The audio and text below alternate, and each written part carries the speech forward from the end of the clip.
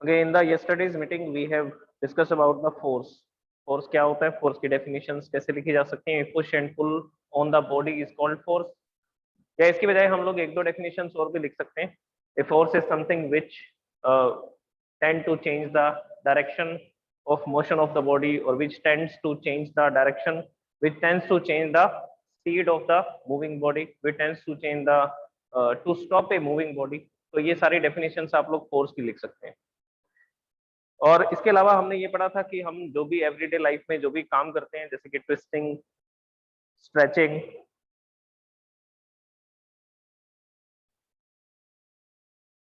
तो ये सब भी किसके कारण पॉसिबल है? ये भी फोर्स के कारण पॉसिबल है, मस्कुलर फोर्स. हम मसल्स के थ्रू फोर्स लगाते हैं. हमारी जो मसल टिश्यू होते हैं वो कॉन्ट्रैक्टाइल प्रोटीन से बने होते हैं जो कॉन्ट्रैक्ट और रिलैक्स हो सकते हैं, तो उसकी वजह से हम पुश और पुल कर पाते हैं ऑब्जेक्ट्स को.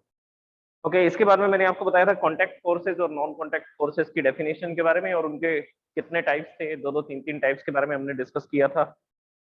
और पढ़े थे इफेक्ट ऑफ फोर्स. फोर्स के इफेक्ट क्या क्या थे? फर्स्ट इफेक्ट ये था, force can change the direction of a moving body. Force can stop a moving body. Force can move a stationary body. Stationary body जो है वो मूव करना स्टार्ट कर देती है, वो भी फोर्स की वजह से.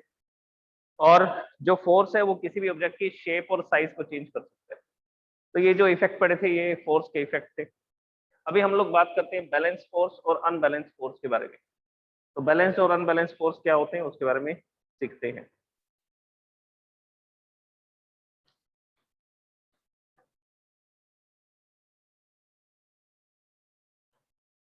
Balance force,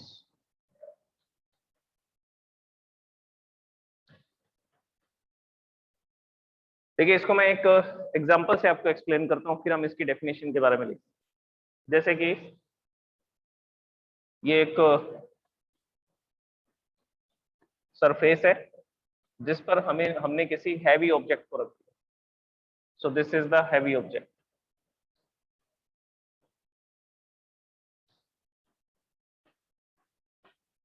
for example 500 kilogram के. तो अब इसके ऊपर कितने फोर्सेस काम कर रहे हैं? सबसे पहले तो इसका फ्री बॉडी डायग्राम समझिए. फ्री बॉडी डायग्राम FBD बोलते हैं इसको. तो फ्री बॉडी डायग्राम में हम लोग जितने भी फोर्सेस पे काम कर रहे हैं उन सबको रिप्रेजेंट करते हैं.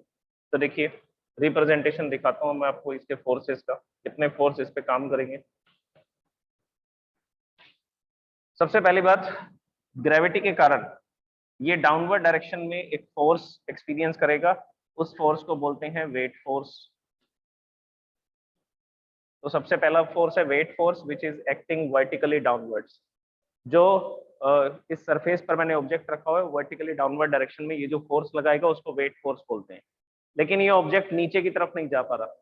नीचे की तरफ नहीं जा पा रहा क्यों? क्योंकि यहाँ पर सरफेस पे जो पार्टिकल्स हैं, ये सरफेस है, ये सरफेस के पार्टिकल्स इस तरह से अरेंज्ड हैं, ये सॉलिड है, और सॉलिड के पार्टिकल्स जो है वो फिक्स्ड पोजीशन पे रहते हैं. तो जब इस पर हमने किसी ऑब्जेक्ट को रखा, ये मैंने हैवी ऑब्जेक्ट को जब इस पे रखा, तो क्या होगा, इन पार्टिकल्स के ऊपर फोर्स अप्लाई होगा डाउनवर्ड डायरेक्शन में. तो ये पार्टिकल्स के बीच का स्पेस जो है वो कम हो जाएगा. जब स्पेसेस कम होते हैं तो रिपल्शन फोर्स बढ़ जाता है. जब पार्टिकल्स के बीच में स्पेसेस कम होते हैं तो रिपल्शन फोर्स बढ़ जाता है. ये आपको क्लियर हो जाएगा थर्ड चैप्टर में, जब आप एटम्स और मॉलिक्यूल्स के बारे में पढ़ेंगे और स्ट्रक्चर ऑफ एटम के बारे में पढ़ेंगे. तब आपको पता लगेगा कि मॉलिक्यूल्स, जो सॉलिड के मॉलिक्यूल्स हैं या पार्टिकल्स हैं, वो एक फिक्स पोजीशन पे हैं. लेकिन जैसे ही आप उनके बीच में डिस्टेंस कम करते हो, रिपल्शन फोर्स काम करता है, जिसकी वजह से ये फिर से अपनी ओरिजिनल पोजीशन में आना चाहते हैं. ठीक वैसा ही जैसा रबर के अंदर होता है.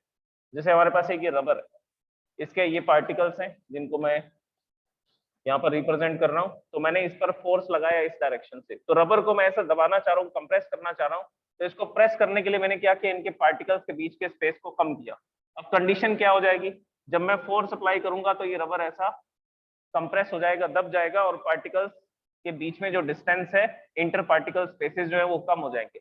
इंटर पार्टिकल स्पेसेस के कम होते ही ये पार्टिकल अब इसको रिपेल कर रहा है कि वापस अपनी पोजीशन पे जाओ. तो जैसे ही आप एक्सटर्नल फोर्स को हटाएंगे, ये एक्सटर्नल फोर्स था जो हम लगा रहे थे, तो जैसे ही आप एक्सटर्नल फोर्स को रिमूव करेंगे, एक्सर्ट करना बंद कर देंगे, तो फिर से ये जो पार्टिकल्स हैं ये अपनी ओरिजिनल पोजीशन में आ जाएंगे, इनिशियल कंडीशन में आ जाएंगे. और इस फोर्स को बोलते हैं रीस्टोरिंग फोर्स. तो ऐसा फोर्स जो ऑब्जेक्ट को अपनी इनिशियल पोजीशन में ले जाने की कोशिश करता है, ले जाने का ट्राई करता है, तो उसको क्या बोला जाता है? उसको रीस्टोरिंग फोर्स बोला जाता है। तो रीस्टोरिंग फोर्स की वजह से ये पार्टिकल्स के बीच में जो रिपल्शन फोर्स क्रिएट हुआ था, इसकी वजह से वो पार्टिकल अपने इनिशियल पोजीशन पर दोबारा आ जाते हैं और ये अपनी ओरिजिनल कॉन्फ़िगरेशन को, ओरिजिनल शेप को रीगेन कर लेता है। यहाँ पर भी ऐसा हो रहा है, यहाँ पर भी ऐसा हो रहा है। ये सरफेस है और ये सरफेस के पार्टिकल है। तो जब मैंने इसके ऊपर हैवी ऑब्जेक्ट रखा, ये पार्टिकल पे फोर्स लगा। अब ये पार्टिकल्स कैसा होंगे? ये क्लोजली स्पेस्ड होंगे। अगर ये क्लोजली स्पेस्ड होंगे तो ये जरूर रिपल्शन फोर्स एक्सपीरियंस करेंगे और उस रिपल्शन फोर्स के कारण ये अपवर्ड डायरेक्शन में एक फोर्स लगाएंगे। अपवर्ड डायरेक्शन में ये सरफेस एक फोर्स लगाएगा। उस फोर्स को देखिए क्या बोला जाता है? उस फोर्स को बोला जाता है रिएक्शन फोर्स, या जब आप हायर क्लासेस में स्टडी करेंगे तब इसको नॉर्मल रिएक्शन बोला जाता है। Normal reaction. अभी हम इसको रिएक्शन फोर्स बोलेंगे। This force is exerted by the surface on the object. तो ये जो हैवी ऑब्जेक्ट था, ये ऊपर की तरफ एक फोर्स एक्सपीरियंस करता है। This force is reaction force. अब हम देख रहे हैं कि ये ऑब्जेक्ट ना तो डाउनवर्ड जा रहा है ना अपवर्ड जा रहा है, तो बताइए नेट फोर्स कितना होगा? नेट फोर्स या रिजल्टेंट फोर्स, हम इन वर्ड्स को यूज करेंगे बैलेंस फोर्स में और अनबैलेंस फोर्स में।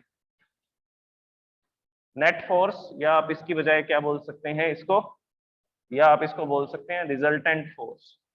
तो बताइए इस कंडीशन में रिजल्टेंट फोर्स कितना है वर्टिकल डायरेक्शन में? Vertical direction. तो मैं बोल रहा हूं कि ये ऑब्जेक्ट को जैसे मैंने प्लेस किया इस सरफेस पर, तो ऑब्जेक्ट ना तो ऊपर की तरफ जा रहा है ना नीचे की तरफ जा रहा है। मतलब कि दोनों फोर्सेस कैसे होने चाहिए? मैग्नीट्यूड में इक्वल होने चाहिए और डायरेक्शन में अपोजिट होने चाहिए, तभी तो एक दूसरे को कैंसिल करेंगे। अब नेट फोर्स कैसे निकालेंगे? नेट फोर्स या रिजल्टेंट फोर्स कैलकुलेट करने के लिए आपको क्या करना पड़ेगा?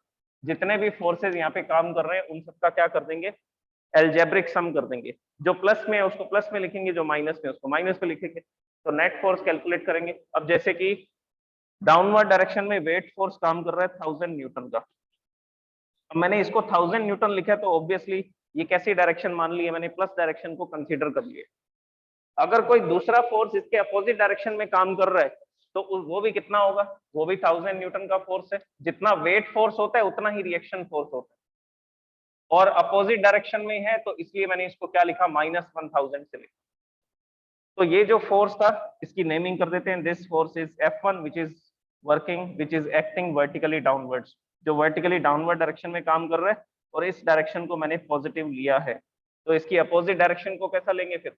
नेगेटिव। ये हम पे डिपेंड करता है कि हम कौन सी डायरेक्शन को प्लस ले और कौन सी डायरेक्शन को माइनस ले। तो मैंने इस डायरेक्शन को, मुझे इस डायरेक्शन को नेगेटिव लिखना पड़ेगा क्योंकि डाउनवर्ड डायरेक्शन को पॉजिटिव कंसीडर किया है। आप उल्टा करना चाहते हैं तो उल्टा भी कर सकते हैं, उससे कोई फर्क नहीं पड़ेगा, आंसर वही आएगा।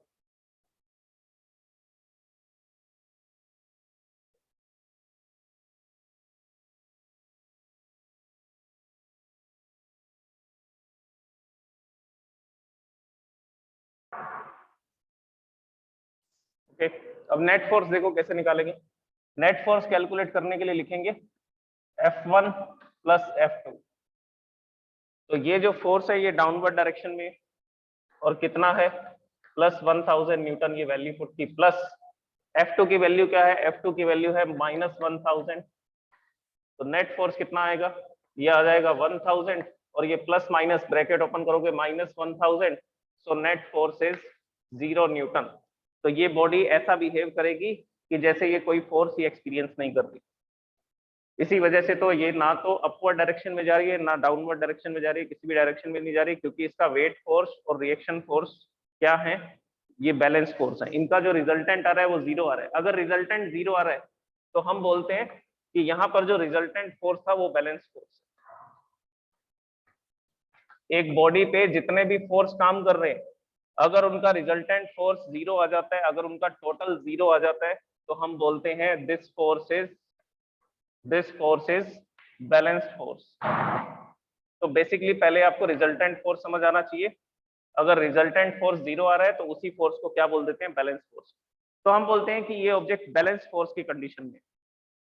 अब एग्जांपल देखिए, जैसे कि हमारे पास ये सरफेस है, इस सरफेस के ऊपर मैंने इस ऑब्जेक्ट को रखा, तो यहाँ पर दो फोर्स काम कर रहे हैं। इसका वेट फोर्स काम कर रहा है डाउनवर्ड डायरेक्शन में, ग्रेविटी इसको नीचे खींच रही है लेकिन जा नहीं रहा। क्यों नहीं जा रहा? क्योंकि जरूर इसको बैलेंस करने के लिए कोई दूसरा फोर्स होगा जो इसके अपोजिट डायरेक्शन में काम कर रहा होगा। तो आंसर है वो मस्कुलर फोर्स है। मैं अपने मसल्स के थ्रू इस पर फोर्स लगा रहा हूँ, किस डायरेक्शन में? अपवर्ड डायरेक्शन में। तो यहाँ पर दो फोर्स काम कर रहे हैं, एक फोर्स डाउनवर्ड डायरेक्शन में काम कर रहा है वेट फोर्स, और अपवर्ड डायरेक्शन में मैं मस्कुलर फोर्स लगा रहा हूँ। और ये ऑब्जेक्ट कहाँ मूव नहीं कर रहा, ना ये डाउनवर्ड जा रहा है ना ये अपवर्ड जा रहा है। तो हम बोलेंगे कि इसका रिजल्ट, इस पर कितने फोर्स काम कर रहे हैं? तो आंसर है 0 न्यूटन। नेट फोर्स कितना आ रहा है, रिजल्टेंट फोर्स कितना आ रहा है इस बॉडी पे? तो आंसर है 0 न्यूटन। और ये जो 0 न्यूटन आ रहा है रिजल्टेंट, इसी को बोलते हैं बैलेंस फोर्स। इसी को क्या बोला जाता है? बैलेंस। देखो बैलेंस कर रहे हैं ना, एक फोर्स डाउनवर्ड डायरेक्शन में, एक फोर्स अपवर्ड डायरेक्शन में, दोनों एक दूसरे को बैलेंस कर रहे हैं, तभी तो बैलेंस फोर्स बोला जा रहा है इसको। रिजल्टेंट तभी 0 आएगा जब दोनों इक्वल होंगे और डायरेक्शन में अपोजिट होंगे।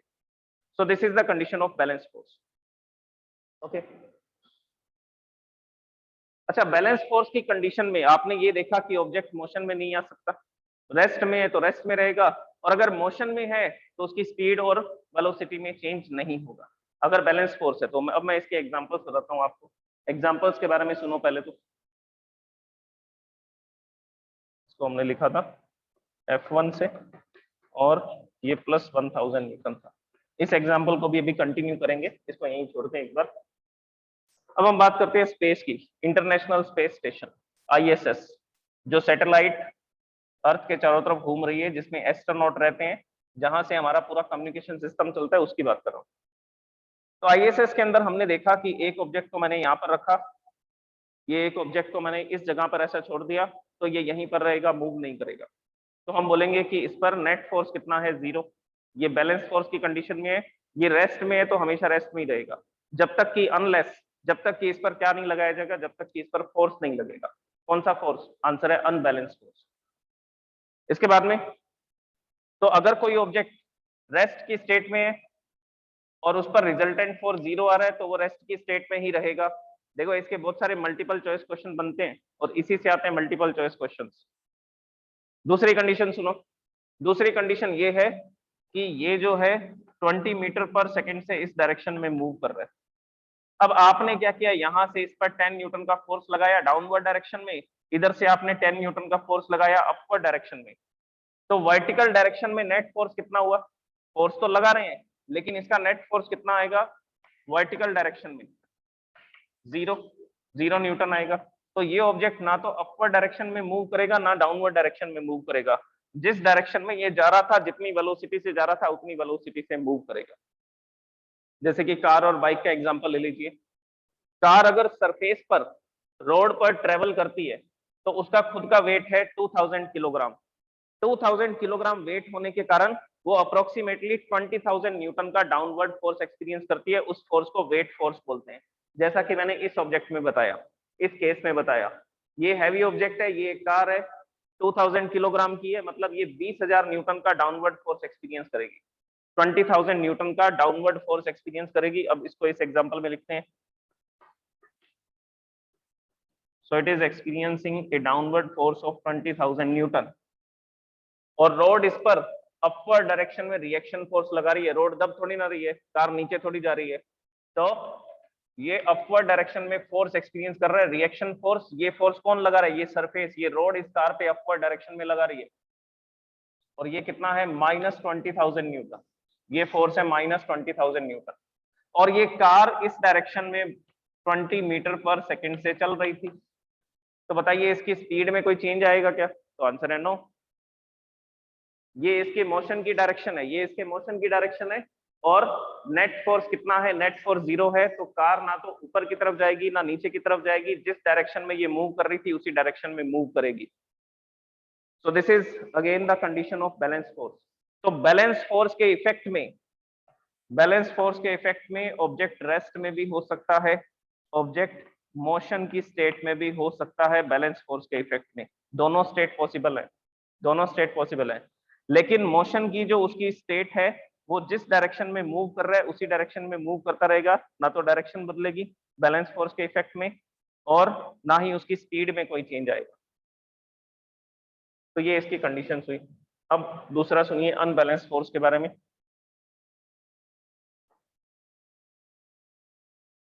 तो इसकी डेफिनेशन क्या बनेगी? if the resultant of all the forces acting on the body is zero, if the resultant of all the forces acting on the body is zero, then that force is called balance force. अगर एक body पर जितने भी force काम कर रहे हैं उन सबका रिजल्टेंट जीरो आएगा, उन सबका रिजल्टेंट अगर जीरो आएगा तो उसी रिजल्टेंट फोर्स को क्या बोला जाएगा? बैलेंस फोर्स बोला जाएगा। अच्छा, अब इसमें मैं एक दो फोर्सेज और दिखाता हूँ। इस डायग्राम के अंदर हम लोग कुछ फोर्सेज को और ऐड करते हैं।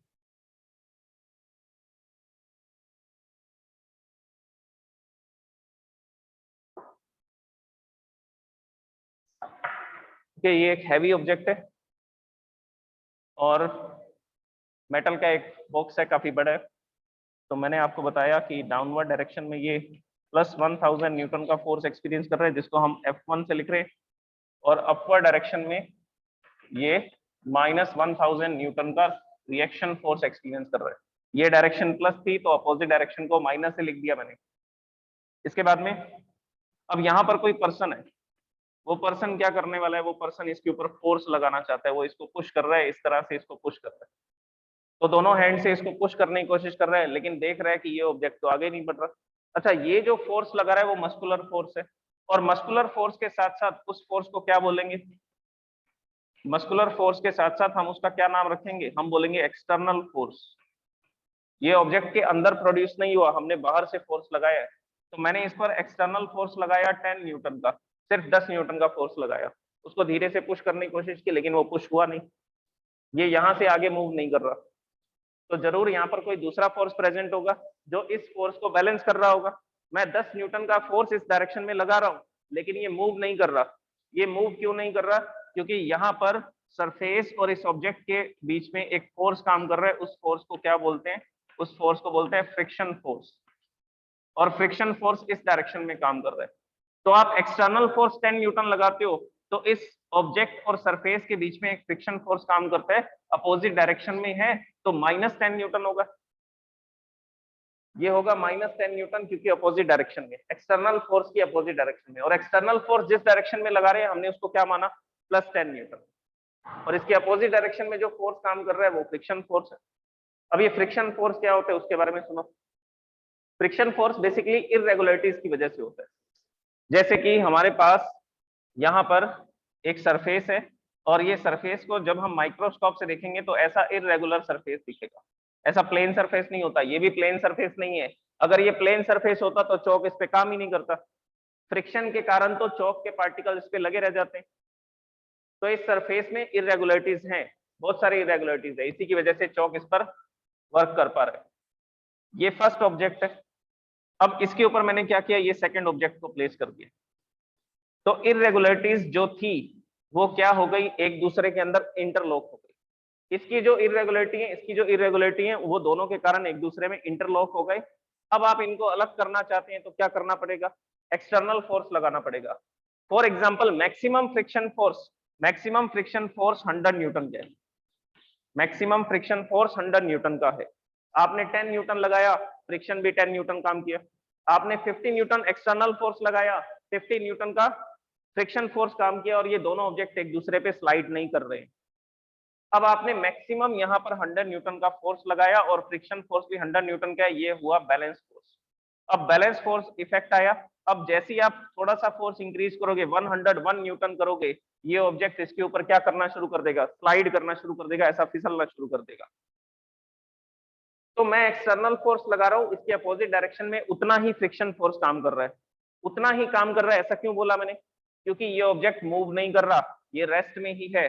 तो जरूर इस फोर्स को कोई अपोजिट डायरेक्शन में कोई फोर्स होगा, वो बैलेंस कर रहा होगा। तो अगर हम वर्टिकल, ये तो वर्टिकल डायरेक्शन की बात थी, अगर हम हॉरिजॉन्टल डायरेक्शन की बात करें तो इस पर दो फोर्स काम कर रहे हैं। एक फोर्स काम कर रहा है इस डायरेक्शन में 10 न्यूटन, दूसरा फोर्स काम कर रहा है फ्रिक्शन फोर्स अपोजिट डायरेक्शन में इस ऑब्जेक्ट के ऊपर। तो अगर मैं रिजल्टेंट फोर्स निकालता हूं, नेट फोर्स निकालता हूं इस केस में हॉरिजॉन्टल डायरेक्शन में, तो भी नेट फोर्स कितना आएगा? 0 आएगा। ये लिखा जाएगा +10, ये लिखा जाएगा -10, नेट फोर्स आएगा 0 न्यूटन। तो 0 न्यूटन फोर्स है, बैलेंस फोर्स है, इसी वजह से तो ये ऑब्जेक्ट मोशन में आ ही नहीं रहा। अभी भी किसमें? अभी भी ये रेस्ट में। फॉर एग्जाम्पल मैंने क्या बताया, कब आएगा मोशन में? जब आप फोर्स 100 न्यूटन से ज्यादा कर दोगे। तो जैसे ही मैं फोर्स 101 न्यूटन करता हूं, यहाँ पर मैक्सिमम फ्रिक्शन फोर्स इन दोनों सरफेस के बीच में कितना काम कर सकता था? 100। अब बताओ रिजल्टेंट क्या आएगा? इस केस में रिजल्टेंट क्या आएगा? इस डायग्राम में देखो, यहाँ पे ये फोर्स काम कर रहा है, इस फोर्स को मैं F3 लिख देता हूँ। ये फोर्स है प्लस 101 न्यूटन, और इसके अपोजिट डायरेक्शन में सरफेस और इस ऑब्जेक्ट के बीच में एक फोर्स काम कर रहा है जिसको फ्रिक्शन फोर्स बोलते हैं, और ये इररेगुलरिटीज के कारण है। ये मैक्सिमम इन दोनों के बीच में कितना हो सकता है? -100 न्यूटन। नेट फोर्स निकालना है। ये F3 है और ये वाले फोर्स को F4 नाम दे देते हैं। So net force is F3 plus F4। F3 कितने? इस डायरेक्शन में कितना फोर्स है? तो आंसर है 101 न्यूटन। और इसके अपोजिट डायरेक्शन में कितना फोर्स है? -100 न्यूटन। नेट फोर्स कितना आएगा? 101 minus 100, so net force is 1 Newton. तो 1 न्यूटन नेट फोर्स है। उस 1 न्यूटन नेट फोर्स की वजह से ये ऑब्जेक्ट क्या करना शुरू कर देगा? ये ऑब्जेक्ट इस पे स्लाइड करना शुरू कर देगा, मूव करना स्टार्ट कर देगा, क्योंकि अब नेट फोर्स क्या नहीं आ रहा? नेट फोर्स जीरो नहीं आ रहा, नॉन जीरो है ये। अगर नेट फोर्स जीरो नहीं आ रहा तो हम बोलेंगे ये कैसा फोर्स है? This is unbalanced force. और अनबैलेंस्ड फोर्स के इफेक्ट में ऑब्जेक्ट रेस्ट से मोशन में आएगा, और अनबैलेंस्ड फोर्स के इफेक्ट में ऑब्जेक्ट रेस्ट से मोशन में आएगा, और मोशन से रेस्ट में भी आ सकता है।